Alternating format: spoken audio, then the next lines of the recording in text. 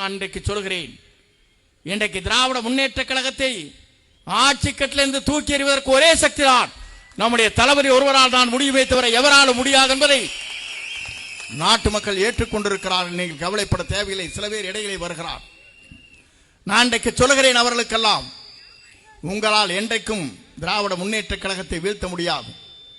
வீழ்த்துகிற சக்தி நம்முடைய தமிழகத்தின் வெற்றி தளபதியாக விளங்கிக் கொண்டிருக்கிற தளபதி ஒருவரால் தான் முடியுமே தவிர எவராலும் முடியாது என்பதை நீங்கள் உணர்ந்திருக்க வேண்டும். சில பேர் நினைக்கிறார்கள் அங்கே இங்கு ஓடிக்கொண்டிருக்கிறார்.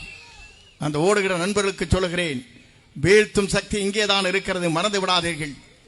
திராவிட முன்னேற்ற கழகத்தை வீழ்த்த வேண்டும் என்று சொன்னால் மக்கள் நல்லாட்சி நடத்துவதற்கு, நாளை எதிர்காலத்தை நம்பி இருக்கிற மக்களுக்கு கண்ணீரை துடைப்பதற்கு, நம்முடைய தமிழகத்தின் வெற்றி கழகத்துடைய தலைவராக மட்டுமல்ல, இந்திய நாடை வியக்கத்தக்க அளவிற்கு ஒரு வரலாற்றை படைக்கிற தலைவராக தமிழகத்திலே வீரனை போட போகிறார் என்பதை நீங்கள் மறந்துவிடக் கூடாது.